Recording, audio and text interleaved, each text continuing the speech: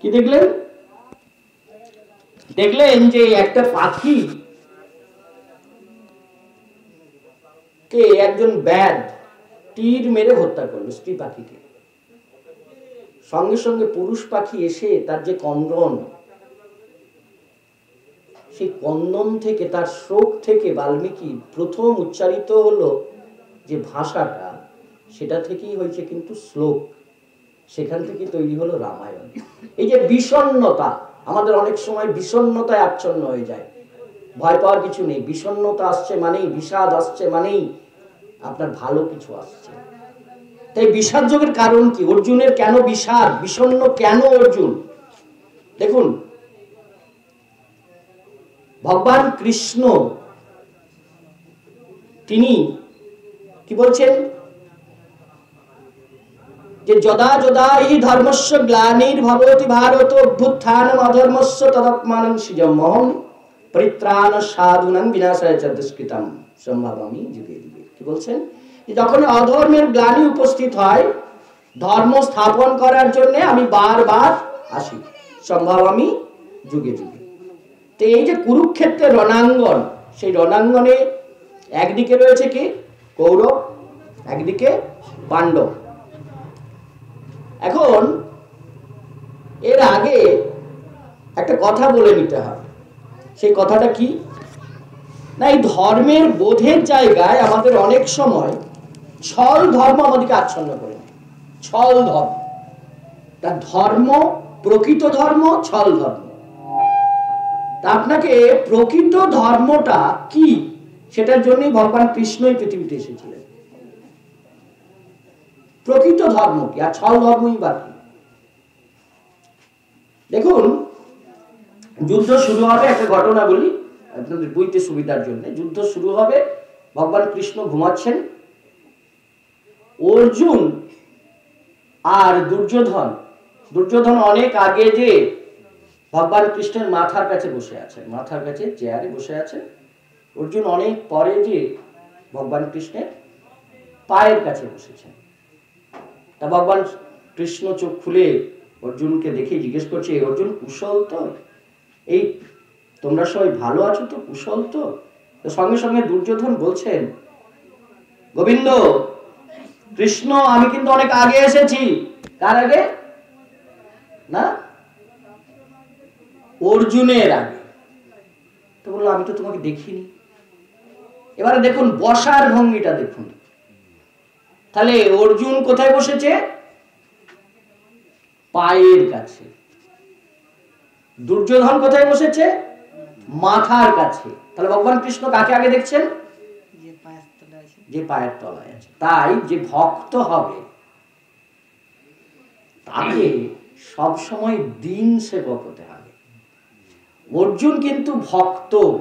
এই যে আমরা গীতা আলোচনা করছি, অর্জুন হচ্ছে ভক্ত, অর্জুন হচ্ছে শিষ্য, কৃষ্ণ হচ্ছে ভগবান এবং গুরু।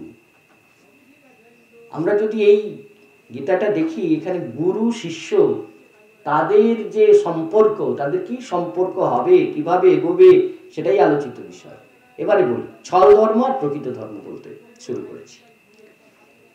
তো ভগবান কৃষ্ণ বলল, কি বললো? দুর্যোধন কি বললো? আমি আগে এসেছি, আমি আগে চাইবো। কি চাই তোমার? বললো কুরুক্ষেত্রের যে রণাঙ্গন, কুরুক্ষেত্রের যে যুদ্ধ, সেই যুদ্ধে আমাকে সাহায্য করতে হবে। ভগবান বললো, আমার কাছে দুটো জিনিস রয়েছে, এক আমি গোবিন্দ, আর আমার কয়েক লক্ষাধিক অক্ষয়হীনী নারায়ণী সেনা। দুর্যোধন, এই যে অক্ষয়হীনী নারায়ণী সেনা, এরা কিন্তু ভীষণ শক্তিশালী। এখন তুমি কাকে নেবে? দুর্যোধন তিনি কিসে বিশ্বাসী? তিনি অঙ্কে বিশ্বাসী, তিনি সরলতায় বিশ্বাসী না, তিনি ছলে বিশ্বাসী। তিনি কি বললেন? তিনি হিসাব করতে শুরু করলেন। আমরা যেমন লাভ প্রফিট হিসাব করি, ধরুন এখানে কোনো প্রোগ্রাম হচ্ছে, আপনারা বসে বসে হিসাব করছেন, ওইখানে গিয়ে আমার কি হবে, আমি যদি অন্য কাজ করি সেখান থেকে প্রফিট আসবে। সত্যি এখানে এসে আপনার সময় নষ্ট ছাড়া কিচ্ছু হবে না। তাহলে দিস ইজ প্রফিট। আমরা হিসেব করছি প্রফিটের, লাভের। তা অর্জুন হিসাব শুরু করলেন। একদিকে গোবিন্দ একা, সংখ্যাটা এক, একদিকে লক্ষাধি নারায়ণী সেনা। কি বললো দুর্যোধন? গোবিন্দ তোমাকে আমার দরকার নেই। যারা ছল ধর্মে বিশ্বাসী তারা ভগবানকে ত্যাগ করে। অর্জুন আর দুর্যোধন, দুর্যোধন কি নিল? নারায়ণী সেনা নিল। কেন? তারা শক্তিশালী, তারা সংখ্যায় বেশি। অর্জুন কি নিল?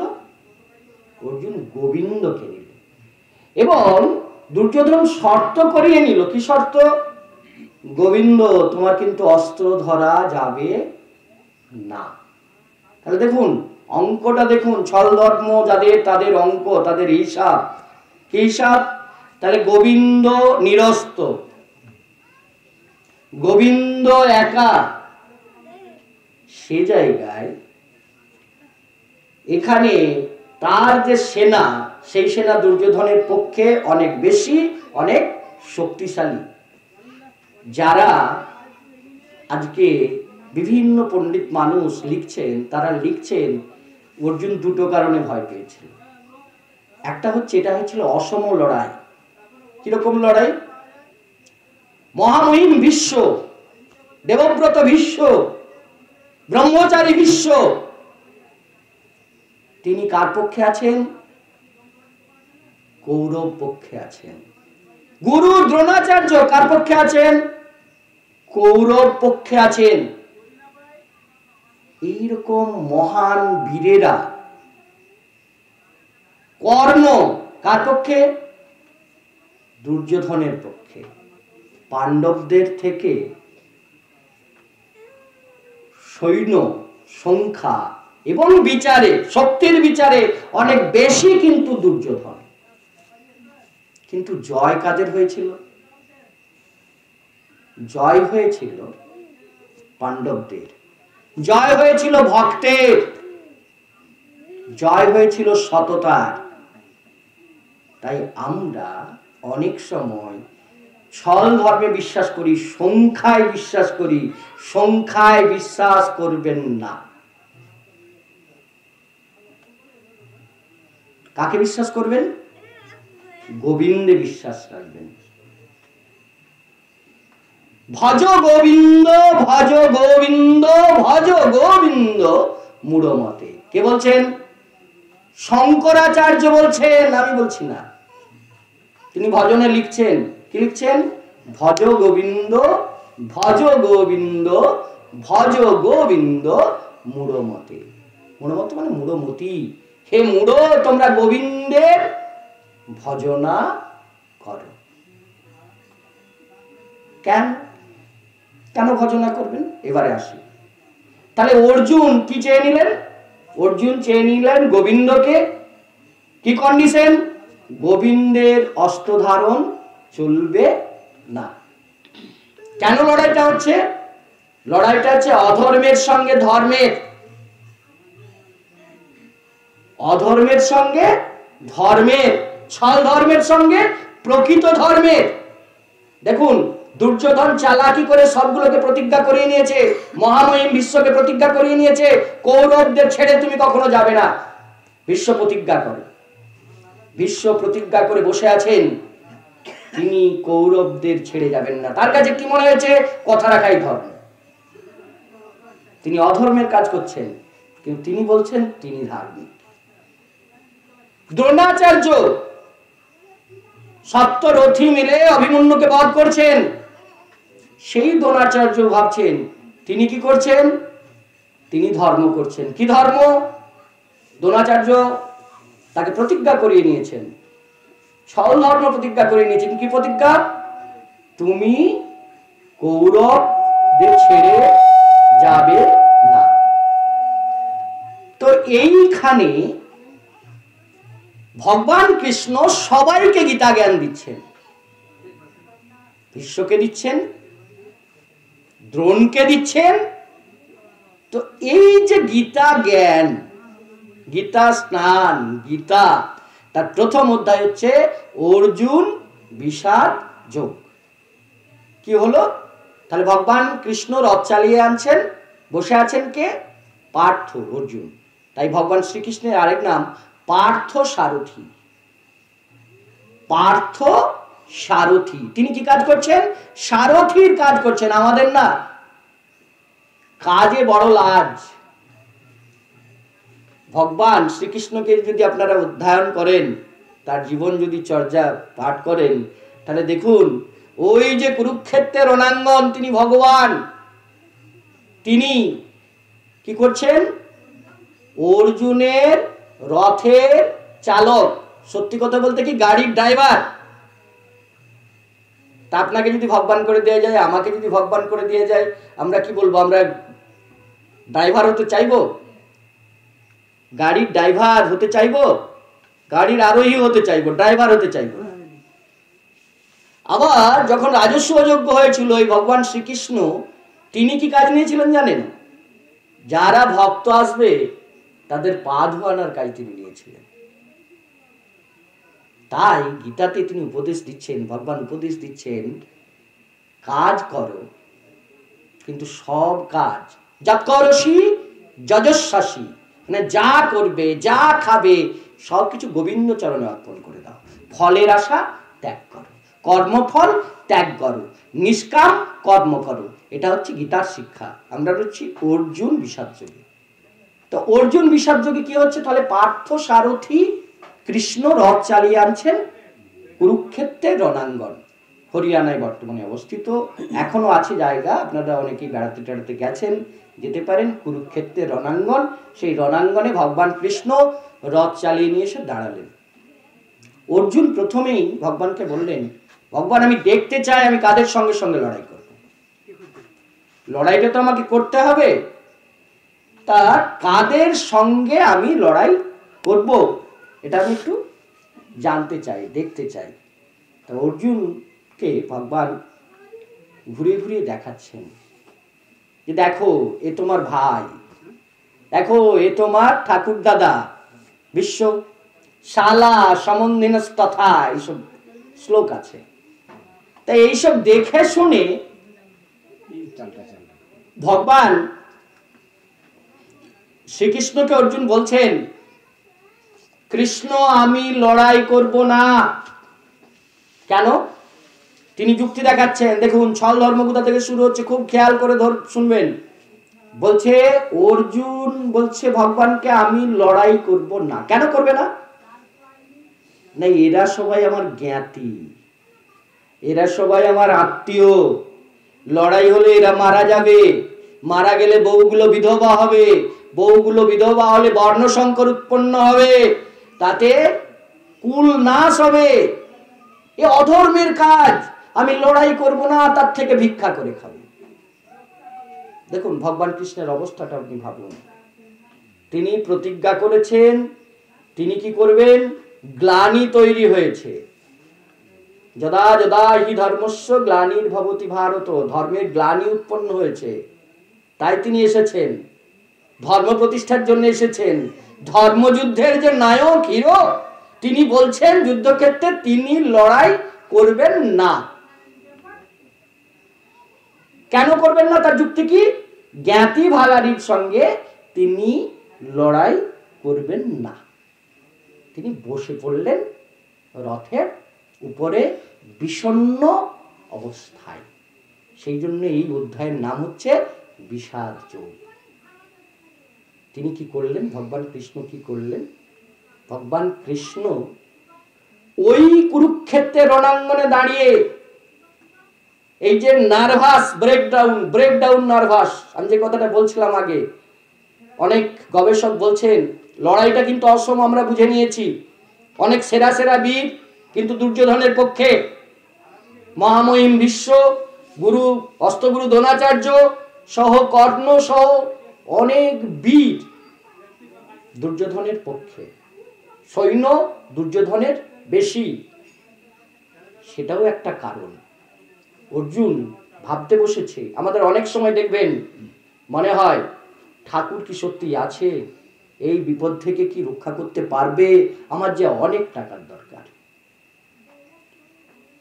আমাদের অনেক সময় মনে হয় না না, ধর্ম টর্ম কিচ্ছু নেই, ঈশ্বর টিশ্বর কিচ্ছু নেই, এরা কাউকে দেখে না। অর্জুনেরও সেই অবস্থা। অর্জুন কি দেখছেন যে এই লড়াই অসম লড়াই, এই লড়াই আমাদের জয়ের কোনো সম্ভাবনাই নেই। তাই তিনি বললেন, এবং তার মনে হয়েছে অধর্মের লড়াই, জ্ঞাতি বাগারির সঙ্গে লড়াই করে তিনি রক্তমাখা সম্পত্তি ভোগ করতে চায় না। আমাদের অনেক সময় মনে হয় আহা হা হা হা, অর্জুন তো কি সুন্দর কথা বলছে, অর্জুনের কথায় দোষ কি? যত নষ্টের গোড়া হচ্ছে ওই ভগবান শ্রীকৃষ্ণ, তিনি লড়াইটা লাগিয়েছেন। অর্জুন তো চাইনি। আপনাদের কি মনে হয়? অর্জুন যে যুক্তিগুলো দেখাচ্ছে সেগুলো তো ঠিক, জ্ঞাতি ভাগারির সঙ্গে লড়াই করা এটা কি উচিত? কিন্তু ভুলে গেছে, মোহতে আক্রান্ত অর্জুন। সেই জন্য গীতার শেষে অর্জুন বলছেন, যখন সমস্ত জ্ঞান দিয়েছেন, দিয়ে বলছেন গোবিন্দকে, নষ্ট মোহ স্মৃতির লব্ধা তৎপ্রসাদন্ময়চ্যুত, হে গোবিন্দ আমার মোহ নষ্ট হয়েছে, করিষ্যে বচনং তব, এখন তুমি যা বলবে আমি তাই করব। এই হচ্ছে মোহ। কেন? অর্জুন তো তখন ভুলে গেছে, যখন ভগবান শ্রীকৃষ্ণ কৌরব পক্ষে গিয়ে বলেছিল মাত্র 5খানা গ্রাম দেওয়া হোক 5টা ভাইয়ের জন্য, দুর্যোধন কি বলেছিল আপনাদের মনে আছে?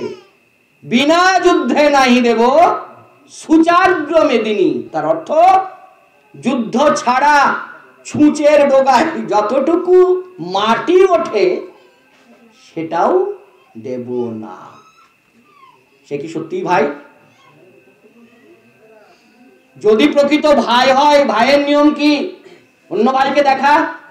ভাইয়ের নিয়ম কি? অন্য ভাইকে সাহায্য করা। অর্জুন কিন্তু ভুলে গেছে, মোহতে আক্রান্ত। আমরা সবাই মোহের কাজল পরে যোগে বসে আছি এবং ছল ধর্মে বসে আছি। গীতা কেন আপনি পড়বেন? গীতা হচ্ছে ওই মোহ কাজল নাশকারী কাজল। আপনি যত গীতা পড়বেন, গীতা রাখবেন, গীতাকে ভালোবাসবেন, আপনি প্রকৃত ধর্ম বুঝতে পারবেন, ছল ধর্ম থেকে সরে আসবেন। সেই জন্য গীতা পাঠ করবেন। ভগবান শ্রীকৃষ্ণ মাত্র 40 মিনিট সময়ে 700 শ্লোক বলেছিলেন। সেই 700 শ্লোক ছিল চাবুকের মতো। দ্বিতীয় অধ্যায় কি বলছেন? অর্জুন, তুমি পণ্ডিতের মতো কথা বলছো, কিন্তু মূর্খের মতো, মূঢ়ের মতো আচরণ করছো। এই আচরণ তোমার শোভা পায় না। তুমি বীর, তুমি যুদ্ধক্ষেত্রে এসেছো, ক্ষত্রিয়ের ধর্ম যুদ্ধ করা, তুমি যুদ্ধ করো। এই কথাটা বোঝাতে গিয়ে দ্বিতীয় অধ্যায়ে শেষ হয়ে যেতে পারতো গীতা। কিরকম? দ্বিতীয় অধ্যায়ে একটা শ্লোক আছে, শিষ্যস্তেহং সাধিমাং তাং প্রপন্নম। শুনতে শুনতে এত অভিভূত হয়ে গেছে অর্জুন, বলছে, গোবিন্দ আমি তোমার শিষ্য, আমি তোমার শরণাগত, তুমি যা বলবে আমি তাই করব। আমাদের এরকম মর্কট বৈরাগ্য আছে। এই আশ্রম যখন আপনারা প্রতিষ্ঠা করেন, এই কদিন আগে আমি এসেছিলাম, দেখবেন যত দিন যাবে না, এই মর্কট বৈরাগীরা সব কিন্তু আস্তে আস্তে আশ্রম থেকে কাটতে শুরু করবে। যখন কাজের চাপ পড়বে না, তখন গোবিন্দ তুমি নিজেই থাকো, নিজের কাজ নিজেই করো, গোবিন্দের সেবা করার লোক পাওয়া যাবে না। আপনারা বলবেন কি বলতে এসেছেন, কি বলছেন? এটাই বাস্তব। তাই আশ্রমকে যদি আপনাকে আশ্রমের জায়গায় রাখতে হয়, ত্যাগ করতে হবে, ভোগ ছাড়তে হবে। হই হই করে আবেগে অনেক কিছু করা যায়, ধরে রাখাটাই আসল ধর্ম, সেবাটাই আসল ধর্ম। তাই সেই জ্ঞানটা আপনি কোথায় পাবেন? সেই জ্ঞান আছে গীতাতে। তাই আপনাকে প্রতিদিন গীতা স্নান করতে হবে। কেন? ওই যে আমি বলেছিলাম মন্ত্রটা, অপবিত্র পবিত্র বা সর্বাবস্থাঙ্গত পিবা যা স্বরে পুণ্ডরীকাক্ষং স বাহ্য অভ্যন্তর শুচি। কেন? আমরা সবাই সাবান মেখে মেখে বাইরের দিক শুচি করেছি, সুন্দর করে নিয়েছি, ভিতর কিন্তু সূচি নেই। সেই জন্য ভাগবতে একটি মাত্র শ্লোক বলেছে, চেত দর্পণ মার্জনম। কি এর মানে? চেত মিন্স চিত্ত, দর্পণ মিন্স আয়না, মার্জনা মিন্স মার্জন করো, মুছো। আমাদের চিত্তে মল জমা আছে, মল, মল মানে ময়লা। আমাদের যে চিত্তরূপ দর্পণ আছে, সেই দর্পণে ময়লা আছে, সেই ময়লা মাজতে হবে। মাজার মাজন কি? হরে কৃষ্ণ হরে কৃষ্ণ কৃষ্ণ কৃষ্ণ হরে হরে, হরে রাম রাম রাম হরে হরে। 16 নাম 32 অক্ষর। এটা আপনি যত বলবেন, যত শুনবেন, যত শোনাবেন, তত কিন্তু আপনার জিভে গৌর নিতাই আনন্দে নৃত্য করবে। আর ভিতরে আপনার যে চিত্তরূপ মল, সেই মল দূরীভূত হবে। হরে কৃষ্ণ কৃষ্ণ কৃষ্ণ হরে হরে, হরে রাম রাম রাম হরে হরে। এই যে নাম, রামকৃষ্ণদেব বলছেন, একদিন রুক্মিণী ভগবান কৃষ্ণকে কি করছেন? ওজন করছেন। এক ধারে ভগবান কৃষ্ণ, আর অন্য ধারে তিনি সোনা রূপা অলংকার সব কিছু দিচ্ছেন, কিন্তু দাড়ি পাল্লাটার সমান হচ্ছে না। তখন কি করলেন রুক্মিণী? একটা তুলসী পাতা আর কৃষ্ণ নাম লিখে যেই মাত্র দেওয়া, দেখা গেল ওজনটা সমান হলো। এই তুলসী মহারানী, জয় তুলসী মহারানী। কেন আপনি বাড়িতে রাখবেন? আপনি যে পথে যেতে চাইছেন, যেখানে যেতে চাইছেন, তার গেট কিপার হচ্ছে তুলসী মহারানী, গেটে দাঁড়িয়ে আছে তুলসী মহারানী। তাই আমাদের প্রত্যেকের উচিত বাড়িতে যে তুলসী মহারানী রয়েছে তার সেবা করা। কেন না? তুলসী মহারানী কৃপা করে আপনাকে গোবিন্দ পাইয়ে দেবে। আমরা রাধে রাধে বলি কেন? তার কারণ হচ্ছে রাধা রানী হচ্ছে আমাদের গুরু। গোবিন্দ কি জিনিস অন্য কেউ আজ পর্যন্ত আস্বাদন করতে পারেনি, পারেন একমাত্র রাধা রানী। রা শব্দের অর্থ ভগবান, ধা শব্দের অর্থ ধাবমান। যিনি ভগবানের দিকে ধাবিত হন তিনিই রাধা। রাধা কোনো মেয়ে মানুষ নয়, শ্রেষ্ঠ গোপিকা। গোপিকারা যারা গোপনে কৃষ্ণ ভজন করে তারাই গোপী। ভগবান রামকৃষ্ণদেব বলছেন, ধ্যান করতে হয় মনে বনে আর ঘরের কোণে, সাধন করতে হয় নির্জনে। তাই যখনই সময় পাবেন, যেখানেই পাবেন, প্রচার নয়, নিজের সাধন নিজে করুন। হরে কৃষ্ণ কৃষ্ণ কৃষ্ণ হরে হরে, হরে রাম রাম রাম হরে হরে। যখন সময় পাবেন, যেখানে সময় পাবেন, সেখানেই জপ করুন। আর কেন কৃষ্ণ নাম আপনি উচ্চস্বরে করবেন? অনেকের লজ্জা লাগে, শুনতে তো ভালোই, কিন্তু আমি কৃষ্ণ নাম করতে গেলে লজ্জা লাগে, লোকে কি বলবে। এই কামিনী রায় লিখেছিল, করিতে পারি না কাজ, সদা লাজ সদা ভয়, সদা সংশয়ে সংকল্প টলে, পাছে লোকে কিছু বলে। আমাদের ভীষণ লজ্জা। কৃষ্ণ নাম হরি নাম করতে করতে কেউ যদি দেখে ফেলে, লোকে বলবে কি? লোক লজ্জা। তো কেন আপনি কৃষ্ণ নাম উচ্চস্বরে করবেন? গৌরাঙ্গ, আপনাদের আশ্রমের নাম গৌরাঙ্গ। তো সেই গৌর হরি বলছেন, আপনি যত উচ্চস্বরে এই কৃষ্ণ নাম উচ্চারণ করবেন, আপনি জগতের উপকার করবেন। আপনাদের প্রশ্ন আছে, এটা কি করে উপকার হবে? আমি কৃষ্ণ নাম করলে, এখানে আমি কৃষ্ণ নাম করলে এই গ্রামের কি করে উপকার হবে? আপনি কৃষ্ণ নাম করলে আপনার প্রতিবেশীর কি করে উপকার হবে? আবার যিনি অবতার গৌরাঙ্গ দেব, তিনি যা কথা বলেছেন সেটা মিথ্যা হবে কি করে? কারণটা হচ্ছে যারা যারা শুনবে, আপনি উচ্চস্বরে করছেন মানে অন্যরাও শুনবে, শোনার সঙ্গে সঙ্গে, শ্রবণের সঙ্গে সঙ্গে তাদের চেতনাটা আলোকিত হয়ে যাবে। তার মানে আপনি কি, আপনি যখন হরে কৃষ্ণ কৃষ্ণ কৃষ্ণ হরে হরে, হরে রাম রাম রাম হরে হরে বলছেন, যে শুনছে সে যদি জড় চেতন হয় তার মধ্যে কৃষ্ণ চেতনা এসে যাবে, কৃষ্ণ কনসাসনেস এসে যাবে, কৃষ্ণ চেতনা এসে যাবে। সেই জন্যে তার চেতনা, আপনার নাম শুনে তার চেতনা এসে গেল, তার কি করলেন আপনি? উপকার করলেন, তার উপকার করলেন। সেই জন্যেই কৃষ্ণ নাম, এই কীর্তন এবং মহাপ্রভু সংকীর্তনের আয়োজন করলেন। এমনি এমনি বিষয় নয়। কেন আপনি সংকীর্তন করবেন? অনেক সময় অনেকের মনে হয়, অনেকে এইরকমও তত্ত্ব উপদেশ দেয়, বাবা আমি আমার ঠাকুরকে ডাকবো, অত নাচন কদনের কি আছে, অত ধেই ধেই করে নাচ করার কি আছে, অত সঙ্গে যাওয়ার কি আছে, তার থেকে আমি তো ঘরে বসে বসেই ডাকতে পারি। সে ডাকে পুরোটাই ফাঁকি, সেটা ছল ধর্ম।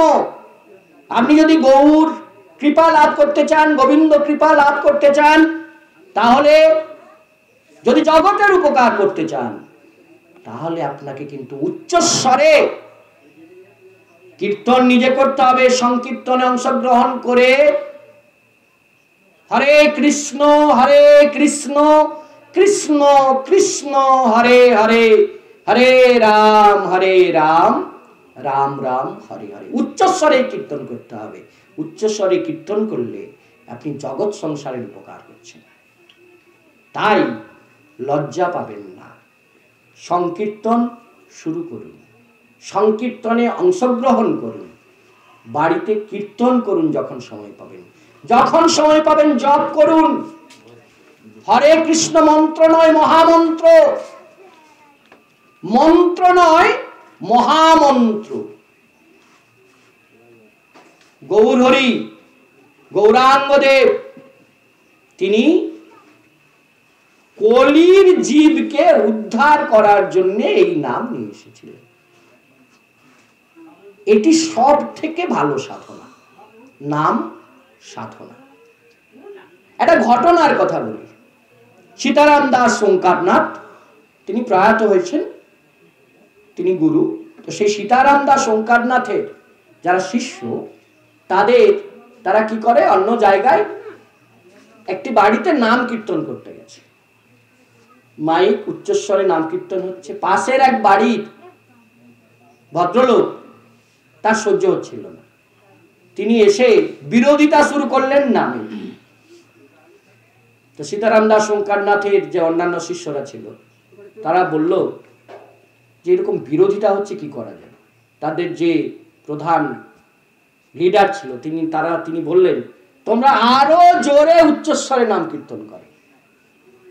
দ্বিতীয় দিন কি করলেন, কয়েকটা ছেলে এসে ঠাকুরের পট নিয়ে যে ভাঙাভাঙি করে দিলেন। প্রধানকে জিজ্ঞেস করা হলো, এবার কি করব? বললো আরো জোরে কীর্তন করো। একদিন কাটলো, দুদিন কাটলো, 3 দিনের দিন তিনি কি করলেন, অন্য একটা মাইকে হিন্দি গান চালাতে শুরু করলেন। যিনি দলের লিডার তাকে জিজ্ঞেস করলো কি করা হবে, বলল তোমরা নামে মাতোয়ারা হয়ে যাও। পঞ্চম দিন দেখা গেল যে ছেলেটি ওই কাণ্ড করেছে তার বাবা এসেছে কীর্তনে যোগ দিতে। ষষ্ঠ দিন দেখা গেল যে ছেলেটি ওই কাণ্ড করেছে তার মা এসেছে কীর্তনে যোগ দিতে। সপ্তম দিন যেদিন গোটা গ্রাম পরিক্রমা হচ্ছে, দেখা গেল যে ছেলেটি ওই কাণ্ডের নায়ক তিনিও যোগ দিয়েছেন ওই কীর্তনে। তাই নাম নাম নাম, এই যে নাম, নামে মাতোয়ারা হয়ে যান, নামে ভেসে যান, নামে ডুবে যান। এই নাম এই যে বলছে কৃষ্ণ নাম বড়ই মধুর, যে জনা কৃষ্ণ ভজে সে বড় চতুর। চতুর, চতুর মানে চালাক। আমাদের দুটো লোক আছে, ইহলোক আর পরলোক। মৃতের পর আমরা বলি পরলোকে চলে গেছে, যখন বেঁচে আছি তখন বলি ইহলোকে আছে। তা চতুর সেই লোক। আমরা বলি যে চালাকি করে টাকা পয়সা নিতে পারে সে চালাক, তা নয়। আমাদের শাস্ত্র বলছে যে জনা কৃষ্ণ ভজে সে বড় চতুর। এবার আপনি ভাবুন আপনি কি করবেন। এবং বলা হচ্ছে দুর্দিন, আমরা কি বলি আজ বড় দুর্দিন, যেদিন বৃষ্টি হচ্ছে, যেদিন বাজ পড়ছে সেদিনকে আমরা বলি দুর্দিন। আমাদের শাস্ত্র কি শেখাচ্ছে? শাস্ত্র শেখাচ্ছে যেদিন আপনার হরি ভজন হয়নি, যেদিন আপনি গোবিন্দের নাম করেননি, সেই দিনটাই আপনার জীবনের সব থেকে বড় দুর্দিন। তাই যখনই সময় পাবেন তখনই নাম করুন, হরে কৃষ্ণ কৃষ্ণ কৃষ্ণ হরে হরে, হরে রাম রাম রাম হরে হরে। আজকের একটা ঘটনা বলছি আপনাদের এই আশ্রমকে কেন্দ্র করে, ঘটনা খুব মন দিয়ে শুনুন, তাহলে বুঝবেন এই আশ্রমের কি কৃপা। তা আমি বললাম আমার এক শিষ্যা শুভ্রা প্রামাণিক এবং আমাদের এক গ্রামের ছেলে স্বরূপ ভূঁইয়া, দুজনে মিলে আপনাদের এই আশ্রমের জন্য কিছু গীতা পাঠিয়েছে। এই গীতাগুলো কিনতে গিয়ে আমি নেড়াদৌড় বাজারে দেখলাম লকডাউন, কোনো দোকানে গীতা পাওয়া যাচ্ছে না, কার দোকানে 5টা, কার দোকানে 4টা। তা আমি এক ছাত্রের মোটরসাইকেল যাচ্ছিলাম, আমার ভীষণ কষ্ট হচ্ছিল বুকে। আমি বলি প্রভু তোমার আশ্রমে যাব, এরা দিতে চাইছে অথচ গীতা পাওয়া যাবে না, এটা সহ্য করতে আমার বড় কষ্ট, তুমি কি করছো দেখো।